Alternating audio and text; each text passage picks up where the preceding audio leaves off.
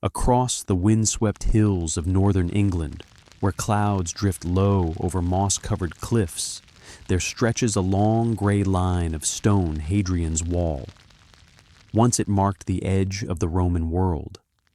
To the south lay the Imperium Romanum law coin and cities. To the north, mist forests and tribes that never bowed to Rome. For nearly 3 centuries, this wall was the frontier of empire, manned by Roman soldiers guarding civilization's edge. But like every frontier in history, its day came to an end.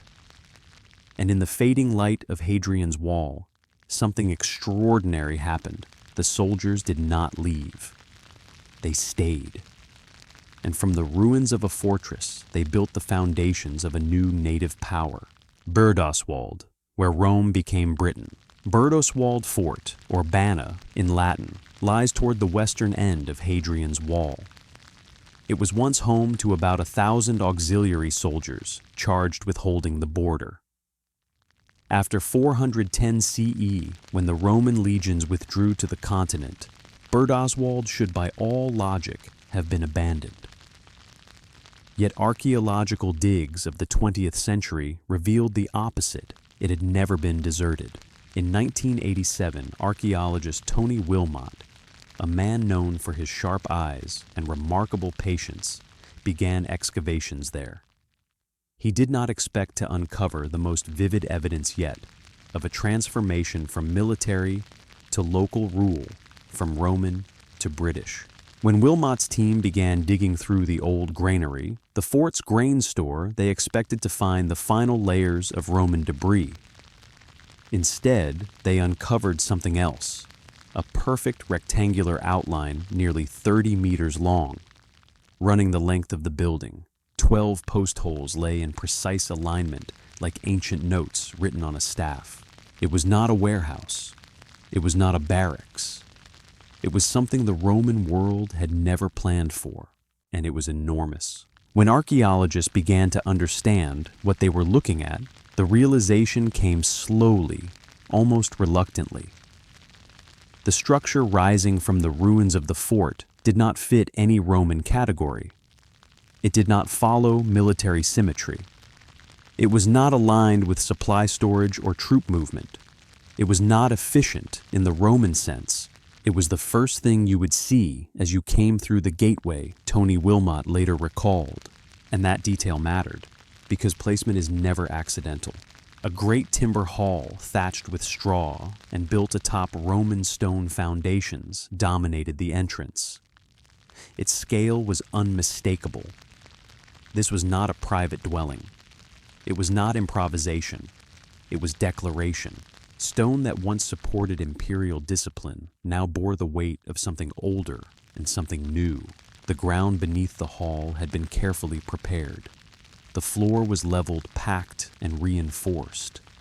Massive wooden posts had been sunk deep into Roman masonry, creating a vast open interior space.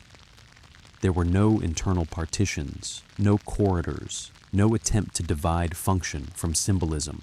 This was a hall, not for sleeping, not for storing, but for gathering. A place where voices carried, where firelight danced along timber beams, where faces were seen, remembered, judged. The Roman fort had once organized bodies. This hall organized people. A new kind of power. Under Rome, authority arrived from elsewhere. Written orders, stamped seals, distant emperors. Power moved along roads and spoke Latin, but the hall spoke differently. Here power sat at the center of a room. It listened. It was watched. This was the architecture of presence. Men would have entered not as soldiers under command, but as members of a community bound by oath and memory. Feasts likely took place here, not as indulgence, but as ritual. Food shared from long tables. Ale passed from hand to hand. Stories told not to entertain, but to bind. Oaths may have been sworn before witnesses, rather than written in ink. Disputes settled not by statute, but by reputation. Deeds remembered because someone spoke them aloud, and others agreed to remember too. This hall was not Roman, but it was not chaos. It was order of a different kind. Rome reused, not rejected. What makes this moment so striking is not rebellion, but reuse. The stones were not torn out in rage. The walls were not smashed. They were adapted. Roman foundations gave stability. Local timber gave voice. This was not the destruction of Rome, it was its digestion. Those who remained did not try to recreate the empire. They did not mint new coins or rebuild bathhouses. Instead, they asked a quieter question. What do we actually need to live together now? The answer was not bureaucracy, it was gathering. And so, beneath the shadow of Rome's crumbling walls, a new symbol of authority rose, one that did not command through distance, but through proximity, firelight and memory.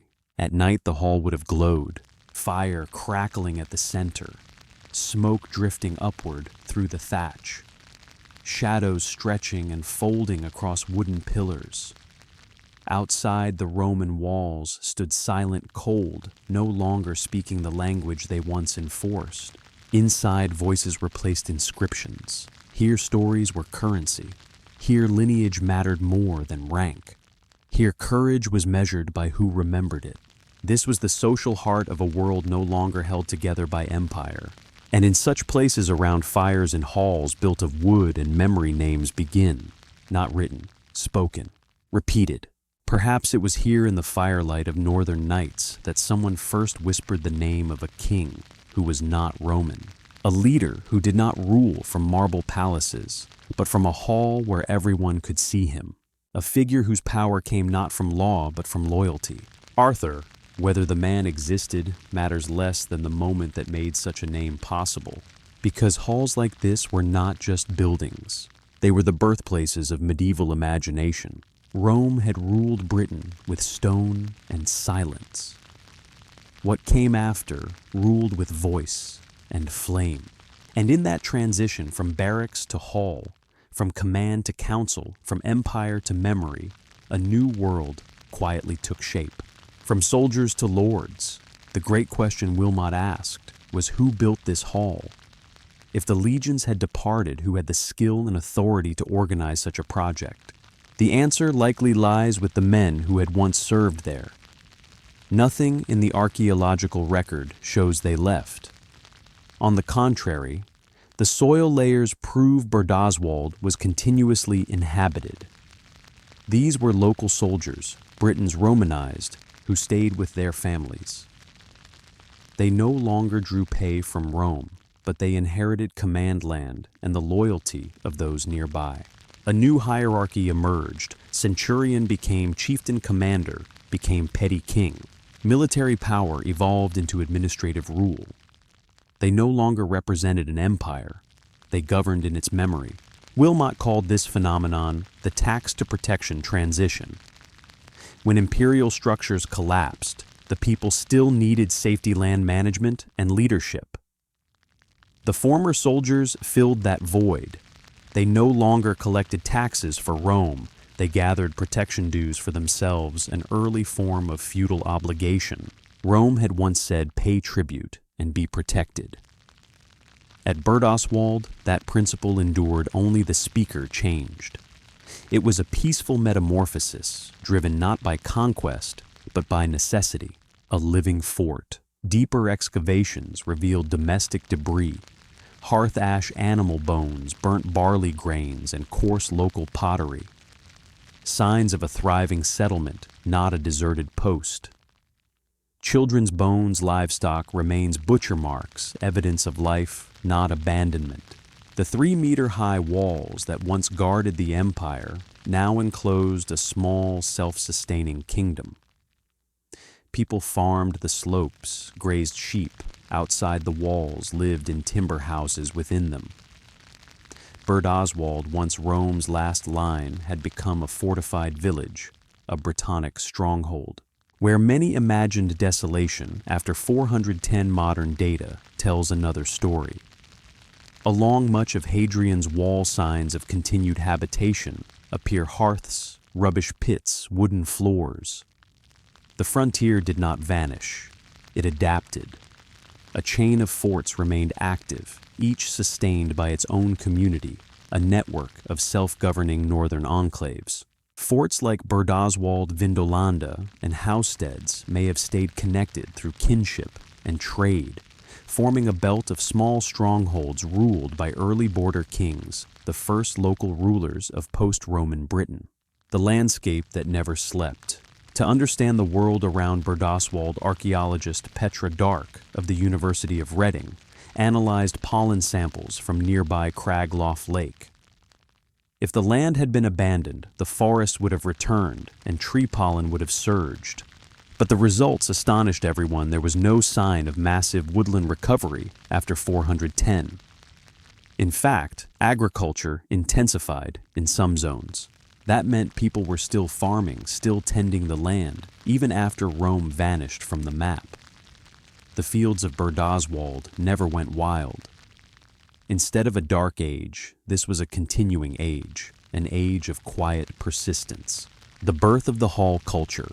The great halls of Berdoswald were the first models of hall culture, local power centers, where lords held feasts, administered justice, and ruled.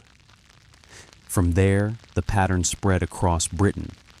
In Wroxeter, a wooden hall rose within the ruins of a Roman city. In Tintagel, wooden houses were built upon stone terraces by the sea. And at Berdoswald, a timber hall stood within military walls.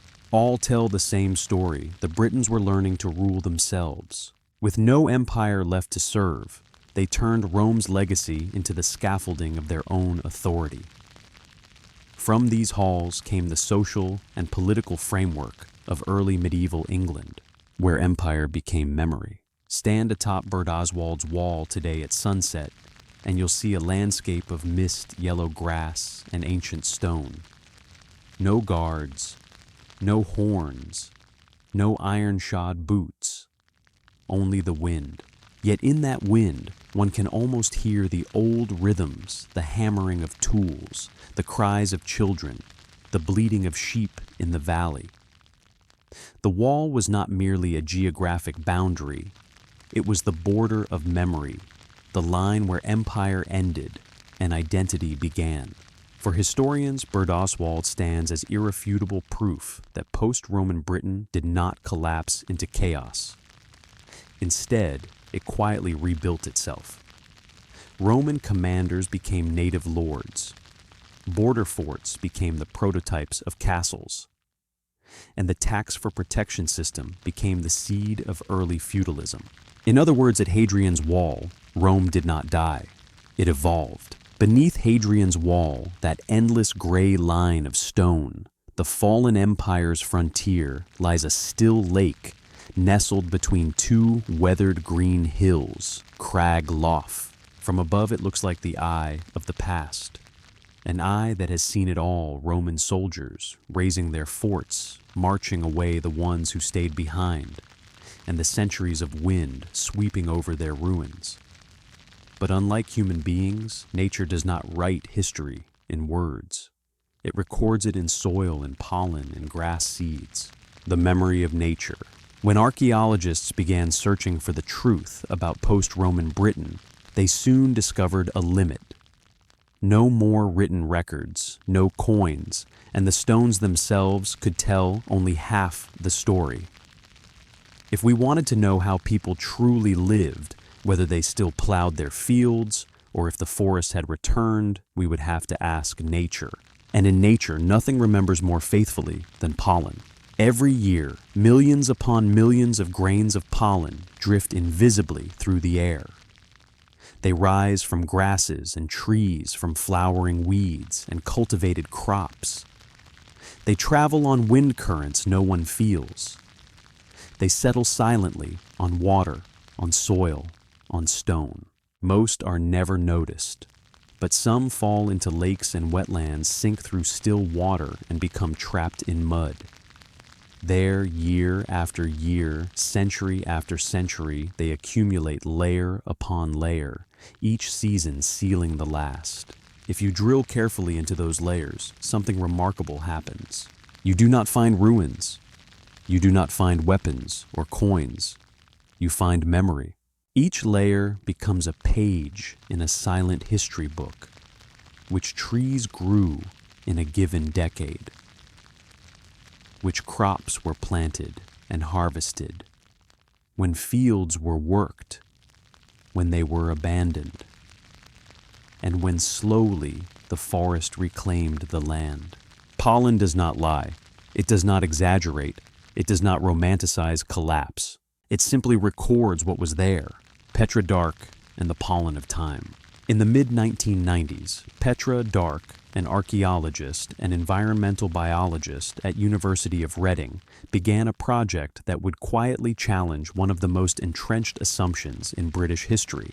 Her focus lay along Hadrian's Wall, a landscape long treated as a symbol of rupture. Rome ends here. Civilization stops. Darkness begins. For most of the 20th century, historians had repeated a simple, powerful narrative. When the Romans left, Britain farms were abandoned fields, reverted to forest, and the land slipped back into wilderness. It was a story that felt intuitive. No empire, no order, no agriculture. But Petra Dark was uneasy with how clean that story sounded. Empires collapse noisily, she knew, but landscapes rarely do. Fields do not vanish overnight. Forests do not surge back in a single generation. People do not forget how to farm simply because administrators leave. So instead of asking what texts said, Petra asked the land itself. She believed that if we truly wanted to understand the so-called Dark Ages, we first had to stop looking for silence in documents and start listening to what the soil had been saying all along. Reading the earth, not the chronicles. Petra's team extracted pollen cores from peat bogs, lakes, and wetlands near the wall. Each core was a narrow column of time descending backward through centuries. Under laboratory microscopes, pollen grains were identified and counted: oak, birch, hazel signs of forest, wheat, barley, rye signs of farming, grass species that thrive under grazing pressure, signs of livestock. The expectation based on traditional theory was clear. After 410, the pollen record should show a sharp decline in cereal pollen, followed by a surge in tree pollen, indicating widespread abandonment. That is not what appeared. Instead, Petra saw continuity. Cereal pollen persisted, sometimes reduced, sometimes shifting in type, but rarely disappearing. Grazing indicators remained present. Fields contracted in some areas, expanded in others. Woodland regrowth occurred, but unevenly, patchily, slowly. There was no single moment when civilization stopped. What the pollen showed was not collapse, but adjustment. A landscape that did not forget. Some Roman villa estates disappeared.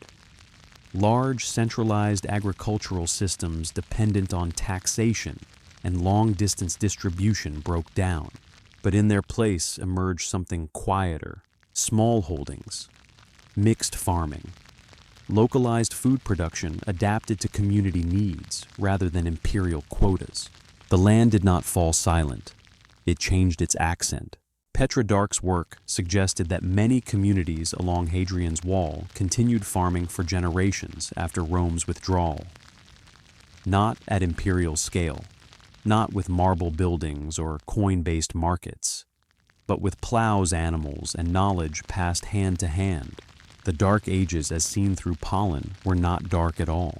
They were green, worked, lived in, listening instead of declaring. What made Petra Dark's research so disruptive was not just what it revealed, but how it revealed it.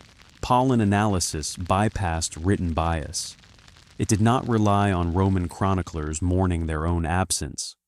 It did not echo later medieval writers projecting nostalgia backward. It asked a simpler question: was the land still being used? And the land answered yes. In doing so, it forced historians to reconsider what they meant by decline. Was it the disappearance of cities or the disappearance of people? Was it the loss of administration or the loss of life? Because the pollen made one thing clear. Britain did not return to wilderness. It returned to itself, when the earth becomes the historian. Petra Dark did not claim Rome was irrelevant. The empire mattered deeply. Its departure reshaped politics, identity, and scale. But her work revealed something more enduring than empire: human continuity. People adapted faster than institutions. Fields outlasted laws. Seeds remembered when documents forgot. And perhaps that is the quietest lesson of all. When history loses its voice, the earth continues to speak. All we have to do is learn how to listen. Her work began at Crag Lough. A team of technicians lowered a long drilling tube into the lake's soft floor, turning it carefully so as not to disturb the sediment. When they drew it up, it held a dark, heavy column of mud, hundreds of thin layers, each one a year, a season, a moment. In the lab under a microscope, Petra examined the grains: oak elm, barley oats, meadow grass. Each had its own shape, tiny ridges, spines, pores like microscopic fingerprints of time. By counting thousands of them, she could reconstruct an environmental portrait of every century. And the picture that emerged was nothing like what the history books had claimed: a quiet continuity. If Britain had truly collapsed after 410 CE, Petra would have seen a sharp rise in forest pollen oak ash birch as farmland turned wild. But what she saw was the opposite. The pollen chart from Crag Lough revealed that agricultural crops, especially cereals, remained stable. Forest pollen did not increase. And around the mid-5th century, barley pollen actually rose slightly. In other words, people kept farming.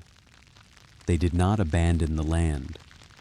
There was no desolate dark age at all.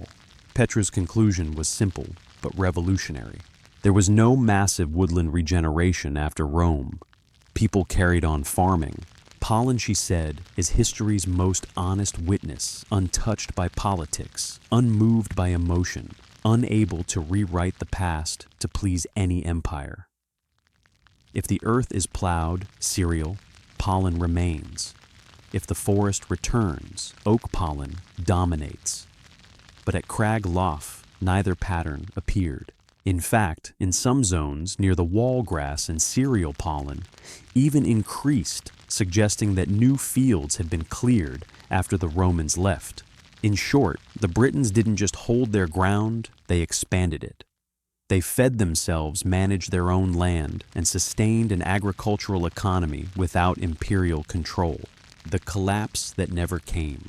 When Petra's results were published, they sent shockwaves through the academic world. The old image of a Britain swallowed by forest and decay could no longer stand. Instead, scholars faced a new reality, a self-sustaining society quietly adapting and surviving. At Crag Lough, the fields were still tilled. At Birdoswald, people still lived within the fort.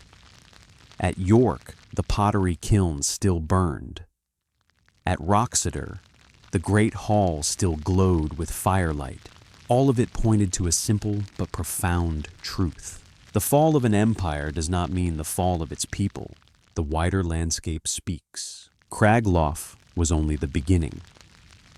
Petra and her team expanded their study across the island to Lyn Coron, in Wales, the Humber estuary in the east, and the Somerset levels in the south. Everywhere, the same pattern repeated: no widespread abandonment, only localized forest growth, and continued evidence of cultivation and grazing. In some regions, grass pollen that thrives under trampling increased proof of rising livestock activity. It suggested that when Rome's tax and military systems collapsed, the people simply shifted to a more flexible local economy. They adapted and endured. For centuries, history had been told by cities, emperors, and wars. But Petra Dark's research forced historians to change their focus. Instead of asking, who ruled, they began asking, who farmed? And the answer whispered by the pollen was this: ordinary people kept civilization alive when the empire fell. They, not kings or generals, ensured that Britain did not vanish into darkness. Nature's Chronicle. Where Roman chroniclers wrote of retreat and chaos, Pollen told another story, one of continuity. While historian Frank Stenton once called this a long period of which the history cannot be written, nature quietly did write it layer by layer, deep beneath the lake's surface. That is why, as Petra said, the Dark Ages were only dark to historians, not to those who lived through them. They may not have kept records, but the Earth did. A new kind of archaeology. Petra's project marked a turning point in historical science. It proved that understanding humanity requires listening to its ecosystems. By merging ecology with archaeology, she helped pioneer a new discipline, environmental archaeology, a field that allows us to read the lives of people who left no written word. Through this lens, modern science is illuminating the very centuries once thought lost to shadow. The lake that remembers. In a way, Crag Lough mirrors the soul of post-Roman Britain itself. On the surface, calm and still, but beneath, full of quiet movement, currents, sediment, and pollen, drifting, settling, remembering. Society after Rome was the same, outwardly silent, yet inwardly alive. If the empire was a mighty river, then Crag Lough was the pool that kept its breath small, tranquil, but enduring beyond any dynasty. When Petra Dark published her final report, she wrote a single line that has since become timeless. Nature remembers when we forget. Nature remembered that post-Roman Britain was not dead. It was alive, farming, evolving. The pollen buried beneath Crag Lough had revealed what written history had ignored for centuries, that human continuity endures long after empires fall. From Crag Lough's ecological testimony, we learn that the Dark Ages were never truly dark. They were an age of balance when humanity and nature quietly rebuilt their bond. And as people continued to live, they also continued to trade. Far to the southwest, along the salt wind cliffs of Cornwall, shards of Mediterranean pottery began to wash ashore, carrying with them wine, olive oil, and something greater: ideas, faith, and hope. Let us go there, next to the place where trade ritual and knowledge once connected post-Roman Britain to the vast glittering world of Constantinople. On the far southwestern rim of Britain, where Atlantic waves strike the cliffs like ancient music, a headland juts into the sea, Tintagel. There the wind seems determined to retell stories long buried of traders, native warriors, and a legendary king named Arthur. People often come for the legend, for the tale that Arthur was born at Tintagel.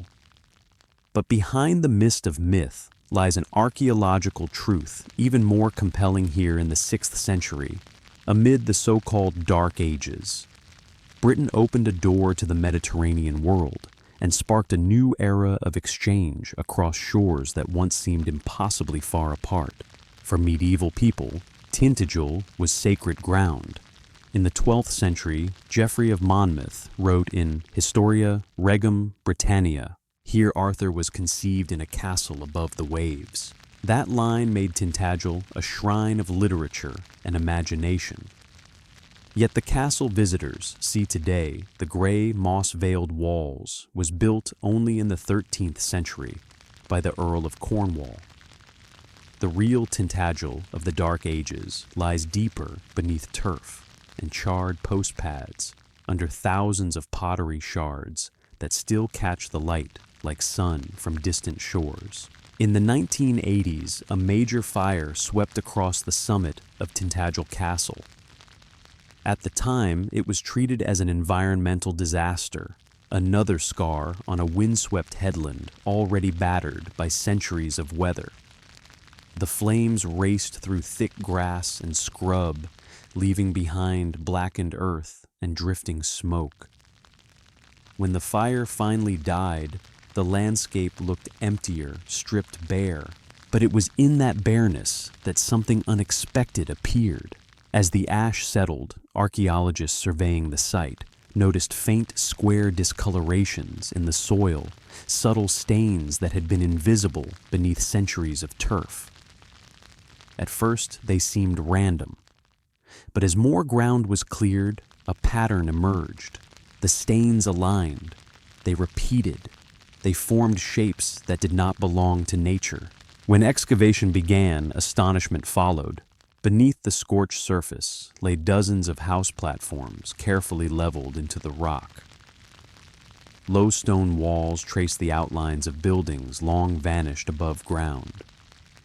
This was not a single structure or a temporary camp. It was a dense, organized settlement, far larger and more complex than anyone had expected for post-Roman Britain.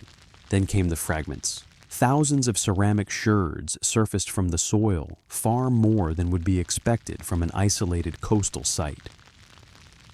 And they were immediately strange. These were not coarse utilitarian local wares. They were thin, finely made. Their surfaces carried a soft sheen, their colors ranging from muted gray pinks to deep red browns. To archaeologists, they looked unmistakably foreign. They did not belong in early medieval Cornwall. To trained eyes, the fragments told a clear story. These were imports. But from where and how had they reached this exposed cliff at the edge of the Atlantic world? Those questions cracked open one of the most significant re-evaluations of post-Roman Britain. The pottery from Tintagel was sent for specialist analysis to University of Southampton, where ceramic expert David Williams and his colleagues began a meticulous investigation. Their method was thin-section petrography, an approach that treats pottery not as art, but as geology. Each sherd was sliced into wafer-thin sections, mounted onto glass slides, and ground down until light could pass through it. Under a polarizing microscope, the clay revealed its hidden composition, tiny mineral inclusions locked within the ceramic matrix, each one a fingerprint of geological origin. What they saw was unmistakable. The samples contained serpentine minerals, feldspar, and fine volcanic inclusions materials that simply do not occur in the geology of Britain. These minerals form in tectonically active regions shaped by ancient volcanic and metamorphic processes. Their closest matches lay far to the east. Comparative analysis revealed near-perfect correspondence with ceramic fabrics from southwestern Anatolia and Cyprus regions that in the 5th and 6th centuries lay at the heart of the Eastern Roman or Byzantine world. These sherds matched products of major Byzantine kiln centers, known to have supplied amphorae fine tableware and storage vessels across the Mediterranean. This was not coincidence, it was trade, and not small-scale, accidental trade, but sustained, organized exchange. The pottery found at Tintagel was not cargo from a single lost ship. The volume was too great, the range of vessel types too broad. This represented repeated contact over decades, perhaps centuries. Oil wine spices or luxury foods once filled these containers. They crossed the Mediterranean, passed through the Strait of Gibraltar, and traveled north along Atlantic sea routes to reach the far edge of Britain. This forced historians to confront an uncomfortable truth. The world after Rome was not as isolated as once believed. While imperial administration had collapsed in the West, its economic arteries had not fully withered. Trade networks adapted. They bent rather than broke. And places like Tintagel, once dismissed as remote, marginal, or mythic, were revealed to be nodes in a much wider world. The implication was profound. Someone at Tintagel had the power, wealth, and political influence to attract goods from thousands of kilometers away. This was not a subsistence village clinging to survival. It was a high-status center, perhaps royal, perhaps ceremonial, deeply connected to international exchange. Rome had withdrawn its legions, but the sea routes remained open, and Britain, far from falling silent, was still speaking to Byzantium, to the Mediterranean, to the wider world. The fire that stripped away the grass did not destroy Tintagel's past. It revealed it, and in doing so, it forced history to reconsider what after Rome truly meant. Williams concluded, "It's a dead ringer. These pots were made in southern Turkey and brought to Britain. The vessels were amphorae two-handled jars with tapering bodies and pointed bases used to transport wine, olive oil, and other valuable goods. They were the shipping containers of antiquity, the Coca-Cola bottles of the 6th century, as one archaeologist quipped. Their journey likely began in southern Turkey, passed by Cyprus-skirted Greece, called at Carthage in North Africa, then through the Straits of Gibraltar, up along Spain and France, and finally reached Cornwall in Britain's far west. Over 2,000 sea miles during an age often called barbaric and dark. Yet Byzantine ships still came bearing goods and likely missionaries, merchants, and envoys. Why would Constantinople, the heart of the Eastern Roman world, send ships to a cold, distant island? Archaeologists point to a precious metal the Romans called Britannicum metallum, British tin. Cornish tin had been mined since prehistory. Alloyed with copper, it produced bronze, the backbone of weapon statuary and tools across Europe. After Rome's withdrawal, the mines kept working, and the rumor of white metal from the misty Isle continued to echo around the Mediterranean. Byzantine merchants under Justinian I sought more than tin. They sought political and religious ties. As Justinian launched campaigns to reclaim the Western Empire, having allies in the far northwest was valuable. Trade at Tintagel was likely more than material exchange. Many scholars now see it as a form of soft diplomacy between Constantinople and the petty kingdoms of Western Britain. Along Cornwall and Devon beach markets sprang up. The Byzantines brought wine oil and fine ceramics. The Britons returned tin furs and amber. But among those goods moved ideas, beliefs, and customs. Beneath Cornwall's coastal soils, archaeologists have uncovered huge hearth pits filled with charcoal and butchered bone evidence of large-scale feasting. Such receptions suggest the hosts were not commoners, but native elites, petty kings who controlled mines and harbors. They drank wine from amphorae, dined off Mediterranean plates, and perhaps nurtured a pride that they still belonged to a wider civilized world, even after Rome was gone. Out of this, a Brito-Roman nobility emerged simultaneously local and cosmopolitan, traditional and modern by 6th century standards. The jars carried more than wine. They carried faith and letters. At the same time as trade at Tintagel, offshore Welsh islands like Bardsey and Caldy saw some of Britain's earliest monasteries appear. Monks there wrote in Latin, copied scripture, and preserved classical learning. Did Byzantine contacts help kindle that spirit? There is no direct proof, but the timing aligns strikingly. Perhaps the same ships that delivered amphorae also brought manuscripts, crosses, and Eastern Christian ideas. If so, Tintagel was not only a trading port, it was a spiritual bridge between East and West. Before the 6th century, Britain was largely a Roman provincial label. Through these maritime networks, a new sense of identity took shape, no longer a province of Rome, but a seafaring country connected to the world.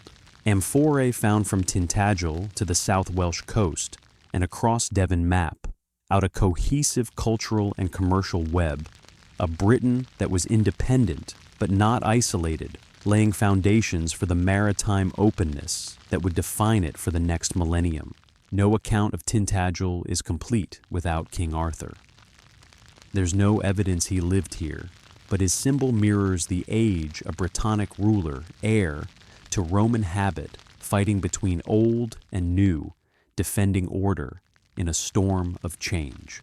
Arthur may be legend, but the world that produced him, The world of Tintagel's leaders was real, a world where power, commerce, and learning crossed paths on gray rock facing the open sea. Ironically, the period once branded a dark age sowed seeds for Europe's intellectual renewal. Trade with Byzantium carried monastic models, Latin literacy, and scholarly ideals. Centers like Tintagel, Chaldee, and Glastonbury became convergence points where classical culture and Christianity interwove, preparing the ground for the rise of the Anglo-Saxon kingdoms. If Rome was a torch, Tintagel was the hand that cupped its ember, carrying it through history's long night. With its perilous cliffs and salt-hard winds, Tintagel proves a simple truth: no place is too far for human minds that wish to connect. In the 6th century, while much of Europe struggled, Byzantine vessels still crossed the seas to stand here, not only to trade goods, but to bind civilizations. Listen closely to the wind in the rocks today, and you can still hear it: the Mediterranean surf on English shores, the oar beats of merchants out of Constantinople, and the whispers of those who believed the world remained wide even after the empire fell. From Tintagel's amphorae, history began to retie the strands between East and West. And in the next chapter, we will follow those very strands to the holy islands of Wales, where faith, script, and learning crystallized into a new, post-Roman European intellect. When the Roman roads fall silent, the unraveling of an empire did not happen in a single day. There was no thunderous collapse. There was no morning when the people of Britannia awoke and could say with certainty, last night the empire came to an end. No city gates were smashed. No emperor was overthrown on this soil. No official day of mourning was declared for Rome in Britain. Instead, everything was still there. Roman roads stretching across damp, grassy hills, stone walls laid in careful order, solid and enduring towns, long accustomed to the steady rhythm of taxation, conscription, and law. Morning still arrived. Mist still settled into the valleys. Markets still opened, though, with fewer people. Life from a distance seemed to go on, but something had changed, and it would take a very long time before people understood what it was. Not through the presence of ruins, but through the absence of sound. No more boots of soldiers striking stone. No more commands shouted in Latin. No more official carts passing through carrying letters and decrees. Roman structures did not disappear. They simply ceased to be used for the purposes they were built for. They did not collapse. They fell silent. And it was precisely this silence, long-lasting, spreading, undramatic, that became the first sign of a world slowly withdrawing from itself. The roads remained, but no longer led anywhere in. Roman times, roads were not merely for travel. They were the physical manifestation of power. Each road was a declaration that the empire was present. Here the law reached here, and order could be maintained from the center to the edge. Roman roads did not bend with the land. They cut straight through hills, forests, marshes. They did not ask the landscape, they commanded it. Every road led to a center, a garrison where soldiers were stationed, a granary where taxes were collected, a major market where goods were regulated, and farther still, Rome, even if it existed, only in the imagination of most local inhabitants. But after the year 410, those destinations began to fade. Not because they were burned, not because they were conquered, but because no one came anymore to keep them functioning. No new officials arrived to take up posts. No regular military pay was delivered. No orders crossed the sea from the continent. The roads still lay there, the stones still fit together, the milestones still stood unmoving in the wind. But for the first time in centuries, the road no longer led to a place of authority greater than itself. People still walked these roads, but they walked them differently. There were no long journeys across provinces, no travels shaped by imperial purpose. Only familiar footsteps remained from house to field, from field back to village, from village to the nearest settlement. The world did not collapse. It contracted, not from fear, but because there was no longer a reason to stretch outward as before. The Roman road still existed, but for the first time, they no longer knew where they were leading. When coins lost their meaning, the dissolution of Rome did not first appear through swords or fire, but through the smallest of objects, the coin in a pocket. Roman coinage had once been one of the most visible symbols of centralized power, not simply because it was made of precious metal, but because each coin carried an invisible promise. The image of the emperor stamped on its face was not merely a portrait. It was a declaration: where this coin is accepted, Rome is present.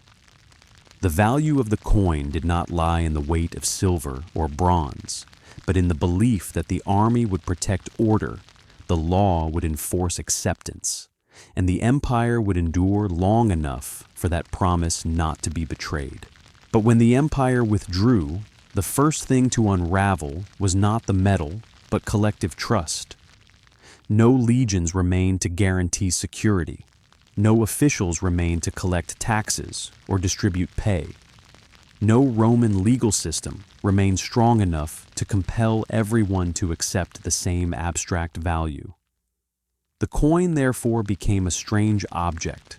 It was still bright, still heavy, but no one could be certain they could use it tomorrow. Sellers began to hesitate. Buyers began to question. And the moment someone asked, "Does this still have value?" the monetary economy had already begun to crack. Not because people rejected exchange, but because exchange requires trust more than anything else. In a world without a central authority, trust could no longer be placed in the image of a distant emperor who had never appeared in daily life. So the world returned to what could be seen and touched. Grain for meat, wool for milk, salt for leather. Value no longer lay in stamped metal, but in immediate need and direct relationships. These transactions required no treasury. They required memory: who helped whom last winter, who protected whom during conflict, who could be trusted when danger came. Gradually, the economy ceased to be an abstract network stretching across an empire and became a dense web of relationships within small communities. Protection in exchange for loyalty, food in exchange for labor, reputation in exchange for access to resources. There were no fixed prices, no unified measures, but there was something powerful: social memory. Those who kept their word were remembered. Those who betrayed were excluded. This was not a primitive economy. It was the economy of a world no longer large enough to hide behavior. And in that world, Roman coinage, once a symbol of global order, became a keepsake of a former age. Not hated, not destroyed, simply no longer necessary. This was not degeneration. It was adaptation carried out in silence. Law vanished before violence appeared. People often imagine the post-Roman world as instant chaos. But in reality, what vanished first was not order, but written law. No Roman courts remained. No official documents circulated. No judges arrived from Rome. In their place were what humans have always relied on when large systems retreat: local customs, communal memory, and trusted individuals. Power did not collapse. It fragmented. Each region had its own leader. No emperor, no empire, but also not anarchy. Because humans do not need empires to know how to live together. They need boundaries close enough that faces are still remembered. Large structures were abandoned. Life was not. The first things to be left behind were not the places where people slept, ate, and raised children. They were the structures that required a world larger than any village to survive. Roman bathhouses fell silent first. Great halls once filled with steam voices and ritualized cleanliness grew cold. The Hippocaust floor's ingenious systems of underfloor heating no longer breathed warmth upward through stone. Not because the Britons forgot how to enjoy heat, but because heat in that form depended on more than fire. It depended on engineers who knew how to maintain channels beneath the floors. It depended on woodcutters paid to supply endless fuel. It depended on tax systems that moved resources from distant fields to urban centers. It depended on administrators who ensured that everyone played their part, even when they did not wish to. When that machinery disappeared, the bathhouse did not become inconvenient. It became impossible. The same fate met amphitheaters. Once they had gathered crowds into shared moments of spectacle places, where empire turned violence into ritual, where power was displayed not through laws, but through bodies in motion. But spectacle requires surplus. It requires food beyond survival time, beyond labor, and an authority capable of gathering thousands for something that is not necessary. In a shrinking world, necessity came first. These structures were not destroyed. They were simply no longer fed, and without constant feeding, complexity starves quickly.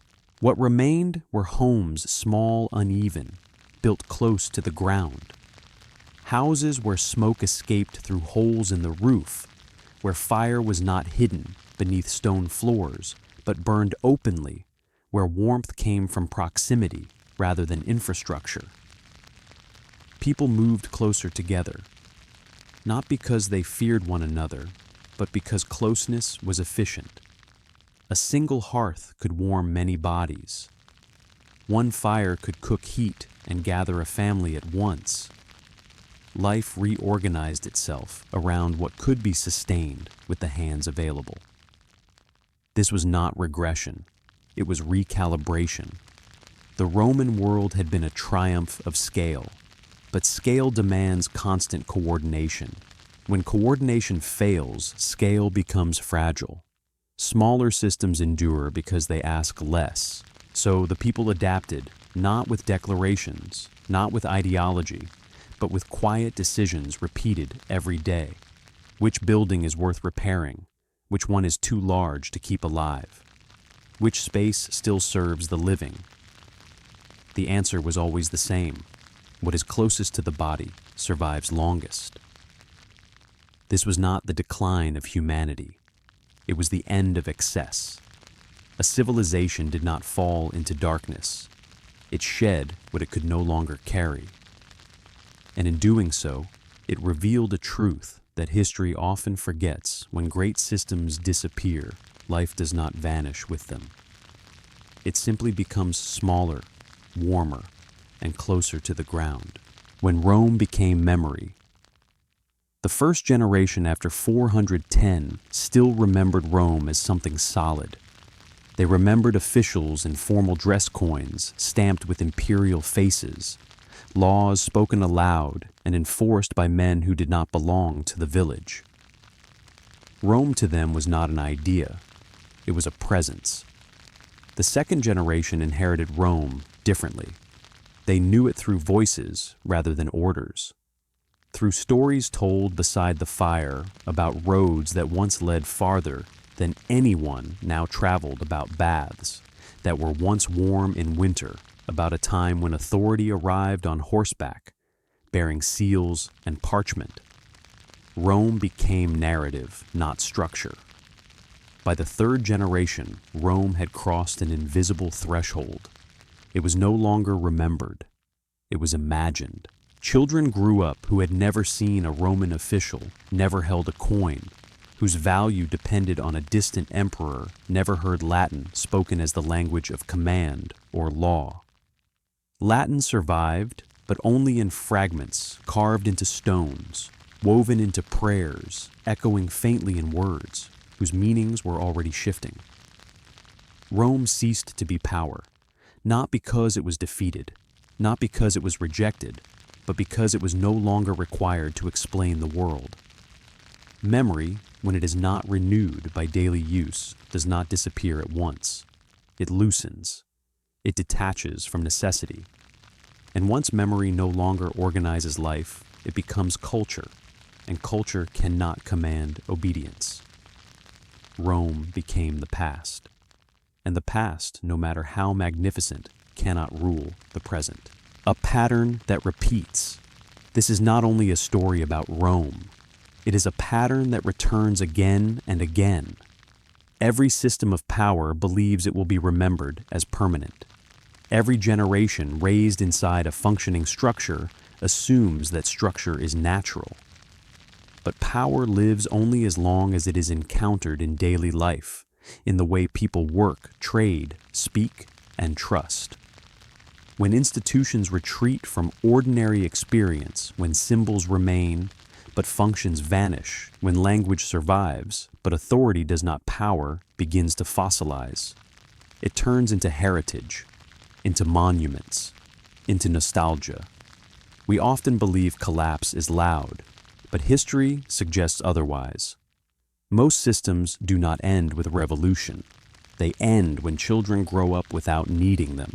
And perhaps that is the quiet warning Rome leaves us, that no order, however vast, survives as authority once it survives only as memory. The moment a system becomes a story we tell, rather than a structure we live within its reign, has already ended. Not in fire, not in conquest, but in silence. Dark ages, or simply a world without an empire. To call this period the Dark Ages is to look backward through Roman eyes trained to see stone scale and central command as the only markers of civilization.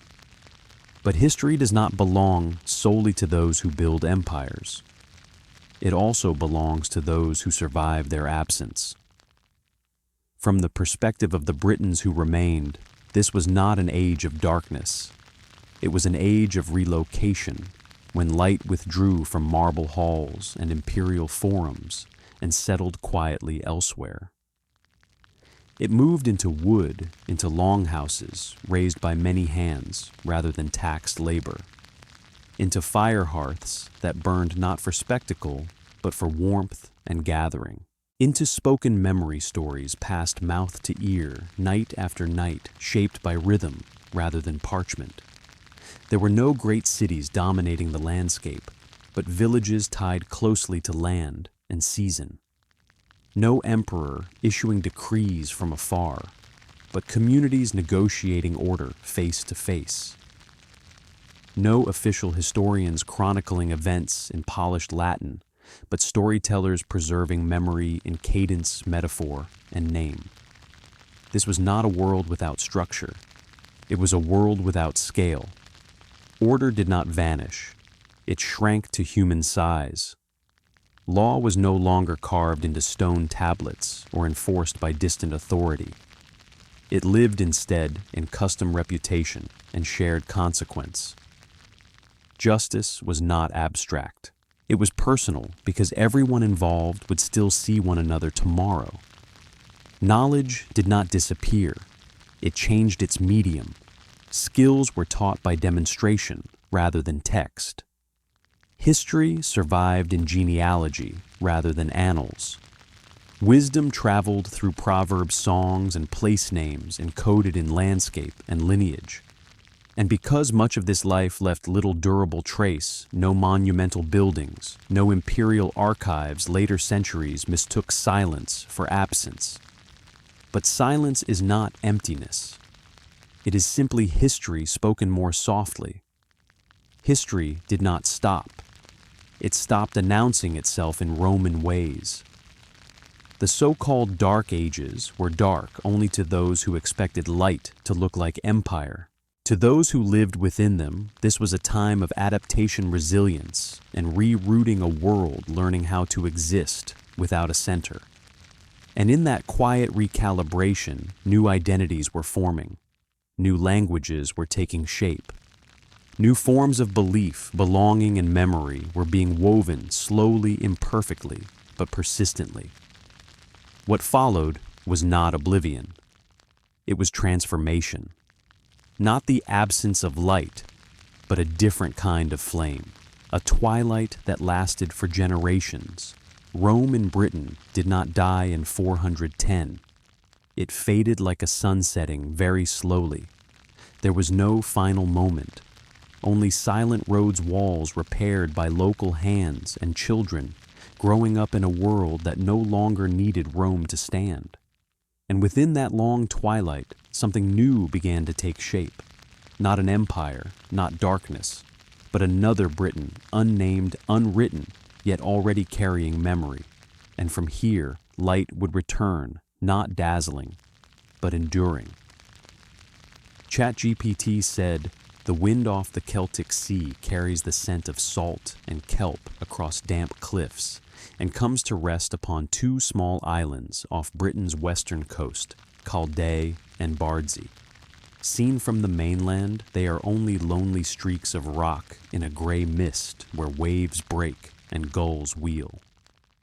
Yet more than 1,500 years ago, on these seemingly quiet isles, a resurrection of learning and spirit began, silent, but strong enough to help draw Europe out of the long night after Rome. After Byzantine ships touched at Tintagel, bearing wine, olive oil, and glossy ceramics, something else seems to have arrived with them, something that cannot be weighed or bartered in silver. Faith knowledge, Latin letters, and the first scriptural texts.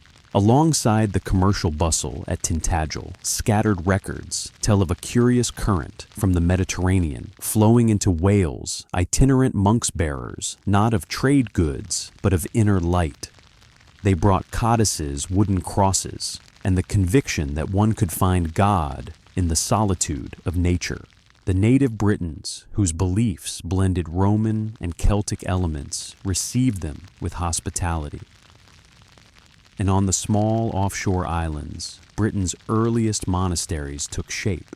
Caldey Island off Pembrokeshire is a ribbon of land with gentle meadows, white cliffs, and green-blue seas. In the 6th century, the first ascetics raised a small community here, low stone cells with thatched roofs circled by kitchen plots, sheep pens, and a wooden oratory.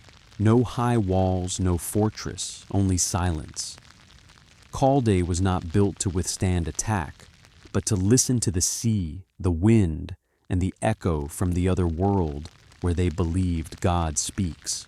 These monks, often called Coldees, from a Gaelic root meaning people of God, lived simply. They labored, prayed, and copied books in early Latin. On wooden tables by candlelight, rounded letters bloomed upon vellum. Those manuscripts formed a living bridge between classical learning and a new age. History is not without its ironies, while Latin on the continent slowly drifted into the Romance tongues. French, Italian, Spanish, in distant Wales, it was preserved with unusual purity. The monks of Calais and Bardsey did not speak a Romance vernacular. They learned Latin from books, not the street, and thus their language was Latinitas pura, formal scholastic, closer to old Rome than the Latin of many Italians of the time. So, as much of Europe gradually forgot Rome's tongue on Britain's offshore isles, Latin stayed alive, a lamp that did not go out. It became the language of learning of the schools, and later, as Britain entered the Middle Ages, the language of universities, of science, of civilization. All of it began with pages turned on Caldey. Farther north, Bardsey Island, Ynys Enlli in Welsh, sits where winds are fierce and seas rough. Its isolation made it sacred. The Celts believed that to die on Bardsey was to be forgiven and pass straight to heaven. Throughout the 6th and 7th centuries, hundreds of monks, hermits, and scholars flocked there. Bardsey came to be called the Island of 20,000 Saints. The number is symbolic, of course, but it reflects the immense spiritual force the place once radiated. Here, monks not only prayed, they created. They wrote, taught, and composed some of Wales's earliest hymns. Many of these texts later became foundations for Old English grammar and literature. Under Rome, knowledge belonged to great cities, Londinium, Eboracum, Verulamium. After Rome's fall, learning withdrew to remote places. Monasteries became the first universities of medieval Europe. At Calde and Bardsey, the brothers taught reading, writing, grammar, mathematics, music, and astronomy under the scheme of the 7 liberal arts: grammar, rhetoric, logic, arithmetic, geometry, music, astronomy. These were remnants of Roman education, preserved and rekindled in a sacred setting. A 7th century monk wrote, "To study the stars is to read the handwriting of God." Here, science and religion were not rivals. They coexisted in the belief that understanding is a form of prayer. From this world emerged a singular figure, Gildas, the wise monk scholar, historian of the 6th century, author of De Excidio et Conquestu Britanniae, on the ruin and conquest of Britain. Gildas wrote in pure Latin, richly metaphorical, quoting Virgil, Cicero, and Scripture. Notably, he wrote not for commoners, but for a literate Britannic elite versed in logic and classical literature. In other words, amid the Dark Ages, a community of scholars survived who grasped Rome better than many in the post-Roman West. Gildas was more than a historian. He was living proof of continuity. From him, learning flowed to Ireland, then to Gaul, where Irish monks such as Columbanus later founded schools across the continent. One can fairly say that much of medieval European scholarship begins with small island monasteries off Britain, nor was it only books that preserved the light. Across western Britain, from Cornwall to Wales, archaeologists have found hundreds of Latin-inscribed stones dating to the 5th and 6th centuries.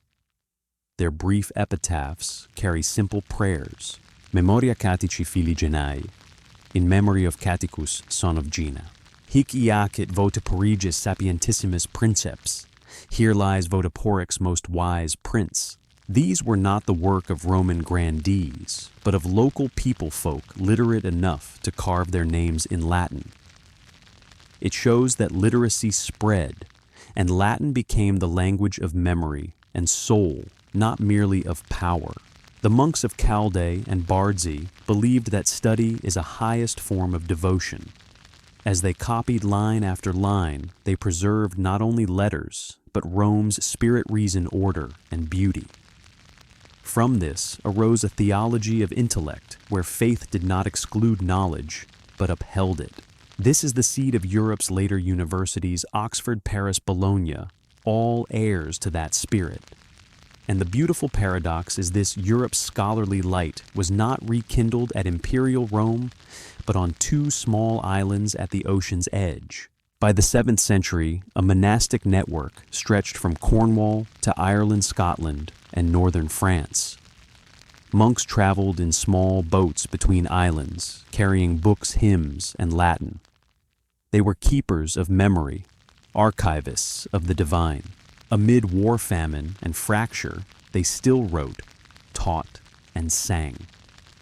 Thanks to them, the works of classical Rome, from Ovid and Virgil to the New Testament, escaped oblivion. That is why when Europe entered the Renaissance, a millennium later, people could still read Plato's Cicero and the Bible, because once on windy nights on Calde, unnamed monks patiently traced every letter. When we look back upon the era labeled dark, what emerges is not shadow, but quiet light that came not from an empire, but from the human heart. Amid lonely cliffs, the candles of Calde and Bardsey burned for centuries, illuminating the birth of a new intellectual world. Here the torch of Roman civilization was kept not by armies, but by faith, intellect, and steadfastness. And as the Western Empire waned from Latin pages, a new Europe rose. In the next chapter, we leave these holy islands for the mainland where Latin stones become the first books of the English. There we will see that writing is not merely a tool of memory, but the soul of a civilization. Mornings on Cornwall's coast often begin with the wind whistling through the cliffs and the briny tang of salt in the air. Out on the stone-strewn meadows, amid moss and wild grass, stand upright slabs rough time-worn. Draw closer, and you'll see rows of small letters cut deep into their faces, still sharp after more than 15 centuries. Those letters are Latin, the language of ancient Rome. But what stunned archaeologists is this: they were carved long after Rome had withdrawn, in the very era people still call the Dark Ages. These are inscribed stones, inscriptiones, raised by post-Roman Britons, and they tell what no chronicle ever wrote: Britain was never truly silent. When the empire collapsed, parchment grew scarce, ink hard to come by, and monks could not copy everything. Yet humans have a fierce instinct to be remembered. They want to leave a trace of their names, their kin, their faith, even if only a few words cut into stone. So, across Western Britain from Cornwall and Devon to Wales, people began to raise memorial stones. Not grand, like Roman temples, not funded by an empire, but the works of ordinary folk families, small communities, local clergy. Each stone is a letter to the future. Each line of script, a modest yet extraordinary act of defiance against oblivion. The first lines. On a hill in Penwith stands a stone bearing, Hic iacit Voteporigis sapientissimus princeps. Here lies Voteporix, the wisest lord. And near Carmarthenshire another reads, Memoria Catici fili Genai, in memory of Caticus, son of Gina. The phrases are brief, sometimes awkward, sometimes misspelled, yet they contain something immense, the persistence of memory. We do not know who Voteporix was, nor Caticus, but thanks to these words, their names are still spoken after 1,400 years. That alone makes these stones human milestones of post-Roman Britain. The stones are not only funerary, they express a new devotion to memory in which Latin writing becomes a sacred means of drawing nearer to the eternal. In Christian thought, the word verbum is the first form of God. In principio erat verbum. In the beginning was the Word. Thus, when Britons carve Latin into stone, they are not merely writing. They are worshiping a quiet rite that turns a person's name into a prayer and transforms Rome's language into the language of the local soul. The 5th and 6th centuries mark the moment when Latin parted from the empire to become the tongue of local culture. No longer the speech of officials' law or army Latin now served memory, faith, and learning. On many stones, Latin stands beside the native Celtic tongue. One half reads in Latin, Hic iacit Trenegusius, and the other is cut in Ogam, the old Celtic script running along the stone's edge. Two writing systems share one surface, two worlds learning to coexist. A physical symbol of cultural confluence as Britons kept their Celtic roots while carrying forward Rome's legacy. In a world without historians and copyists, language is the single cord binding people to their past. Every Latin inscription is a link in that chain. David Howlett, editor of the Dictionary of Medieval Latin from British sources, observed, "These inscriptions are not the work of barbarians.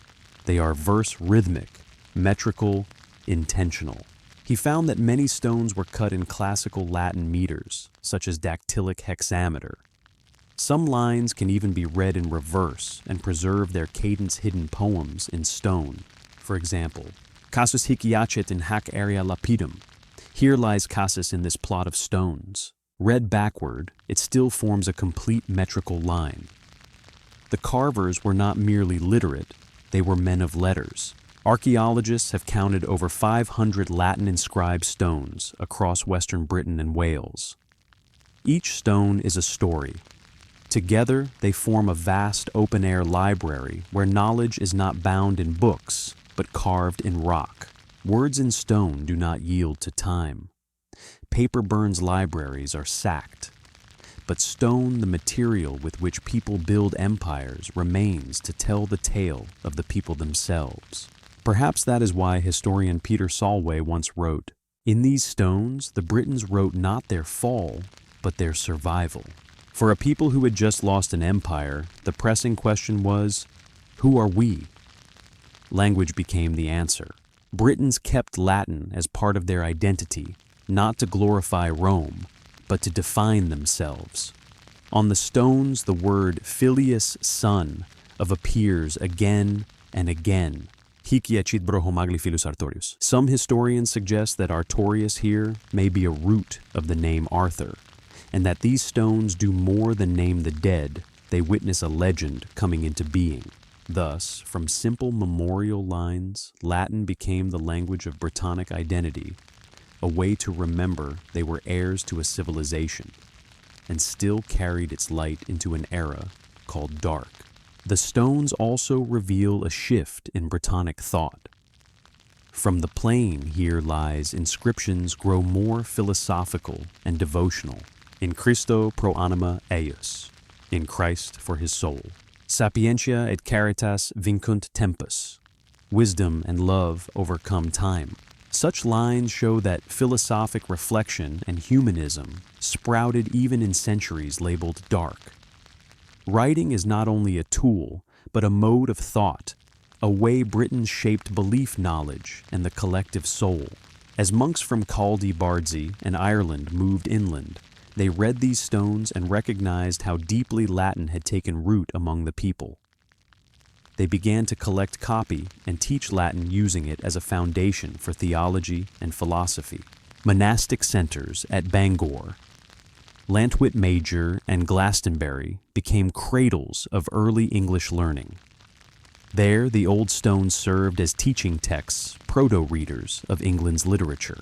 From these schools, only a few centuries later, Britain would produce scholars such as Bede and Alcuin, laying the groundwork for the Anglo-Saxon scholarly revival and the Carolingian Renaissance on the continent. It all begins with rough Latin letters on gray stone.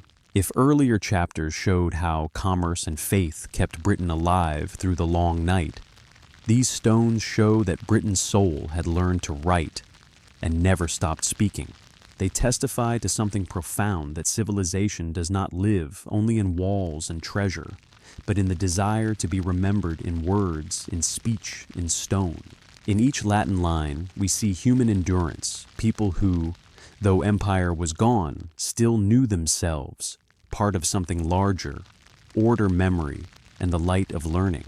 Scattered across Western Britain, these stones are the opening pages of a rebirth epic, where writing becomes a symbol of imperishability.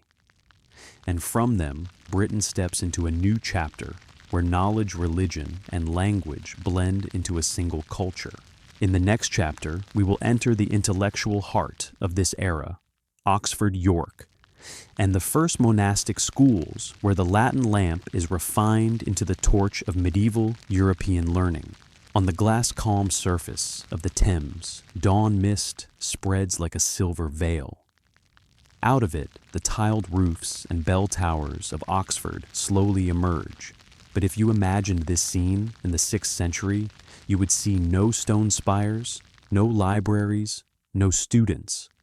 Instead, there would be a small oak-built monastery where a few monks prayed in silence, copied books, and watched the world turn wordlessly.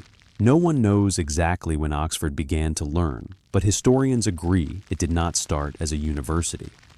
It began as a monastery, the first seeds of knowledge sprouting amid the ashes of empire. After Rome withdrew, Britain had no unified court, no army, no central library. Yet across the countryside, monasteries rose like solitary lamps. Each was a micro-world self-sufficient in farming study and archival care. Their knowledge was preserved not by force, but by the discipline of silence. As night covered, Europe monks still read, wrote, and copied. The scrape of goose quills on vellum became the only sound in the long dark, the sound of civilization continuing. Within that world, page by page, scriptures and the works of Aristotle, Cicero, and Augustine were recopied. And gradually, monasteries like Glastonbury, Malmesbury, York, and Canterbury began to exchange copies, Britain's first network of learning. What made the 7th and 8th centuries different was this knowledge no longer sat still inside the monastery. It began to move. Monks pilgrims of the mind carried manuscripts and learning to other houses, teaching and trading texts. Some were invited to Anglo-Saxon courts to teach Latin. Others sailed to Ireland and from there to France, Switzerland, and Italy. These journeys created a new world of scholarship, where people met not by blood or nation, but by a common language, Latin. Before Oxford took shape, another place bore the torch, York.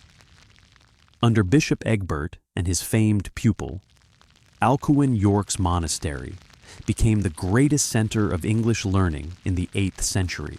In surviving records, Alcuin wrote, "The house of God is also a house of learning." At York, students studied not only scripture, but astronomy, mathematics, philosophy, rhetoric, music, and poetry, a full curriculum in the spirit of Rome's 7 liberal arts, artes liberales. Most students, sons of the Anglo-Saxon nobility, were trained to become scholars, priests, and administrators. They read Aristotle in Latin, wrote treatises on logic, and recopied ancient Gregorian chant. When Charlemagne heard of Alcuin, he summoned him to the Frankish court to found the monastic school at Aachen, the seed of the Carolingian Renaissance Europe's first revival. Thus, medieval European scholarship was midwifed by an English monastery. York was the first shoot. Oxford would be the great tree grown from that root.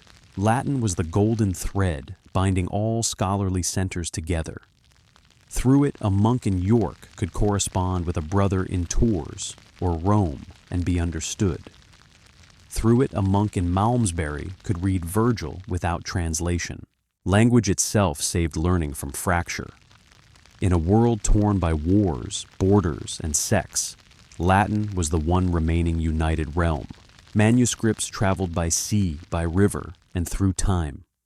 Each page was a silent migration, bearing the light of Greece and Rome to the northern woods. The name Oxford first appears in 9th century records, simply meaning the ford of the oxen, a river crossing for cattle. No one imagined it would become a world center of intellect, yet Oxford's position between London and Worcester, near major monasteries, made it a resting place for scholars and traveling monks. Here they raised a small chapel, later St. Frideswide's Priory, where scholars lodged, prayed, and exchanged copies. No grand gates, no signboards, but there was a scriptorium where manuscripts from York, Canterbury, and Glastonbury were copied, glossed, and debated. This was the earliest embryo of the University of Oxford. In that era, teacher was not a title, but a spiritual quality. Monks taught not to make a living, but from a duty to preserve truth. Classes met outdoors or in reading rooms. Students sat on the ground, listened to Latin lectures, and took notes on wax tablets. A lesson might be a passage of scripture, or a problem of measuring a shadow to time the midday office. Knowledge was not divided into departments. It was interwoven with life. Mathematics served the liturgical calendar, music served the chant, astronomy served the seasons and feasts. Thus, the monastery was a place where science and faith did not part ways, but together formed a new idea, sapientia Dei Gods, wisdom. By the 10th century, after long turmoil, England stabilized under Alfred the Great. Alfred, once driven into the marshes, had learned a hard truth. When learning is lost, the people are lost with it. He decreed the restoration of study, translated Latin works into Old English, and invited scholars from the continent to teach at major monasteries. Through Alfred, the chain York to Glastonbury to Oxford was reforged. His successors expanded the system. By the 11th century, Oxford had a stable community of scholars and began attracting students from afar to study theology, philosophy, and medicine. From here, the monastery turned into the studium. In the monastery, knowledge had been received in faith. In the studium, it began to be tested by reason. This was a turning point in Western thought. At Oxford, thinkers such as Anselm Abelard and later Roger Bacon drew learning beyond strict theology to ask, how do we know that we know? It was the beginning of scientific method. Paradoxically, the Christian conviction that the cosmos is ordered led to empirical and rational inquiry. The monastery, once a place of prayer, became a place of questions. Questions were no longer sins, but roads to truth. If York was the dawn, Oxford was the noonday sun of post-Roman light. Here, learning no longer hid, it declared itself. Small religious schools fused into colleges. Latin manuscripts became curricula, and by the mid-12th century, Oxford was recognized as a studium generale, a university for all Europe. Within a few centuries, from classes under simple timber roofs, Oxford would produce philosophers, theologians, and scientists who shaped Western civilization. From the scripture pages copied in Bardsey to the lectures at Oxford, a line runs straight through time, from faith to learning to enlightenment. Looking back, we see that Europe never truly stepped out of darkness. It learned how to light from within. The monastery was the cradle of reason, where Latin, the language of the divine, became the instrument of human thought. Thus the empire fell, but civilization did not. In every book at Oxford today, you can still hear the echo of quills on vellum in Bardsey and York's long nights. Every hall and library is a thanksgiving to the nameless monks who kept learning alive through stormy centuries. And so, from a fallen empire, a new culture of knowledge arose, a Europe of schools of thought, of discovery. But one story remains untold. While Oxford blazed in the far frontiers of Britain, small communities, half Celtic, half Saxon, were weaving the folk culture and the new tongues that would change the island forever. Come back with me there to the villages of Wales, to songs and legends where the people's languages first found their voice, and Britain learned to rewrite its own history in the speech of common men. On the misty hills of Wessex, they say there was once a king who held both a sword and a pen in his hands. He fought to defend his land, but also to defend its language. His name was Alfred the Great, and from his reign onward, England began to speak and write in its own tongue. For centuries after Rome's fall, Britain was a tapestry woven from conflict, where native Britons and Anglo-Saxon settlers lived side by side, their languages mingling like threads of fire and mist.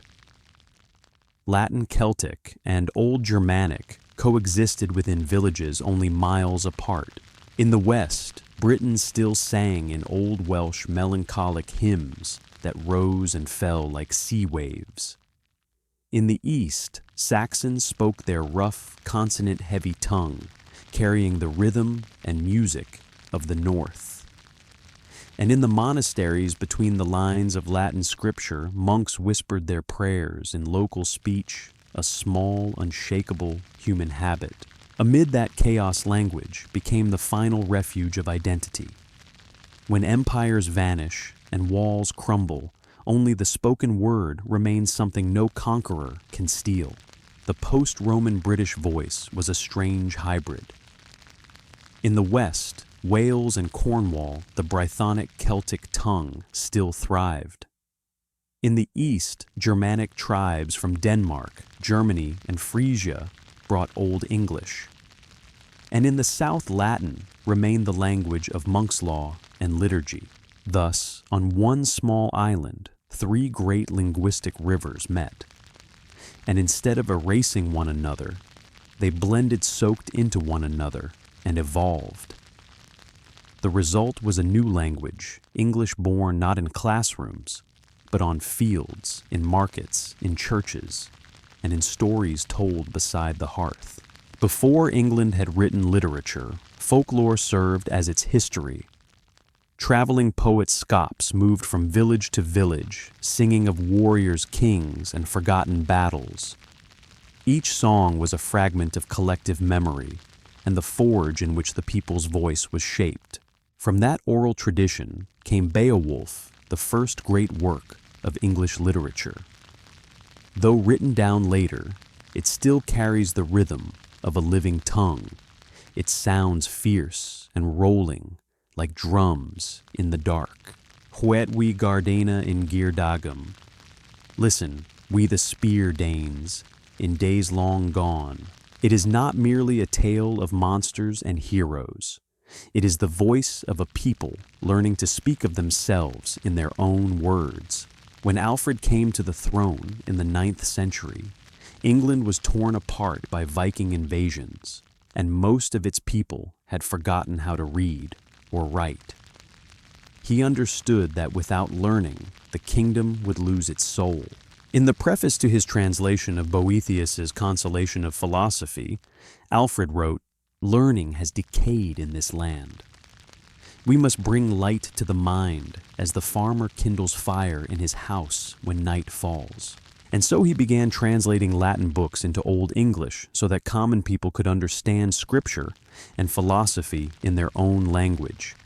He founded schools for the children of nobles and sent monks across the land to teach literacy. Alfred was not just a king, he was the father of English letters. Because of him, the voices of farmers, soldiers, blacksmiths, and storytellers entered the written record for the first time, becoming the language of a nation. In surviving manuscripts from Alfred's reign, Latin and Old English share the same page. One side the classical lines of Rome, the other, the living voice of the island's people. For instance, his translation of Pastoral Care begins simply, "Efter tham the we hef done, Phyllis to tham we orcum," after we had made ready for this work. Words like "weetum heften," strikingly familiar, are the ancestors of "weethum" and "had." To read them is to hear the first true English voice, unrefined, unpolished, but utterly real. In the 9th and 10th centuries, two languages coexisted. In the monastery Latin, the speech of God and knowledge. In the fields, Old English, the speech of life and men. Rather than clash, they nourished one another. Monks wrote down folk songs in Latin script, and storytellers retold Bible stories in their village tongues. From this emerged a bilingual culture, both sacred and earthly, scholarly, and human. And this blend became England's hallmark wisdom that never strayed far from humanity, learning always told through story. The 10th century saw the birth of written English, chronicles the Anglo-Saxon Chronicle, the first national history, written in the people's own language, compiled by monks under Alfred and his heirs. One entry reads, "In this year came the great army from the sea, simple, direct, unadorned. No Latin metaphors, no Roman oratory, just the truth of a nation told in its own words. Through these records, the English began to see history through their own eyes, no longer through Roman or Celtic filters. And this was the decisive moment when language became nationhood. The birth of Old English literature did not erase the oral tradition, it preserved it in ink. Songs like The Seafarer, The Wanderer, and Dior's Lament were written down in collections such as the Exeter Book, proof that the English valued emotional memory as much as learning. In The Seafarer, the poet writes, "My heart's thoughts are on the sea where the whale swims through storm." The voice is wild, yet contemplative, a northern soul already thinking about fate and existence. That is the seed of the English spirit, the same one that would later bloom in Shakespeare, Milton, and Wordsworth. By the 11th century, regions once divided began to unite. Britons in Wales, Saxons in Wessex, Danes in Northumbria, though of different roots, now shared a single voice. That voice, more than half Germanic, part Latin, part Celtic, became Old English, the direct ancestor of modern English. Stand became stone. Signing became king. Night became night. Each word a sediment of culture, each proof that this nation was born not of blood, but of speech. When we call that era the Dark Ages, we forget that darkness is also the place where humans learn to listen. Amid the silence of fallen empires, the Britons and Saxons listened to their own voices, and from that silence, a new language was born. That language was not perfect, not noble, but it carried the breath of sea and forest and human struggle. It proved that civilization is built not only of stone and gold, but of words remembered and stories retold. Language saved England, and in doing so, England saved the mind of Europe. For when the Britons learned to speak in their own tongue, Europe learned once again to listen to the voice of humankind. From the fallen Roman cities to the glowing monasteries, from the sacred Latin tongue to the first voice of the Britons, I've come to realize one truth: the Dark Ages were never truly dark. Through the long night of history, humanity never stopped searching for light, not through swords or conquests, but through knowledge, language, and faith. The anonymous monks, the potters, the quiet scholars, all of them left us a lesson. Civilization does not lie in power, but in the longing to understand and preserve beauty. If this story touched you, if you too believe that light endures even in our most uncertain moments, I'd love to hear your thoughts in the comments below. And don't forget to follow so we can continue journeying together through history to the places where every ruin still has a soul, and every story reminds us that as long as humanity keeps learning, the world will never truly fall into darkness.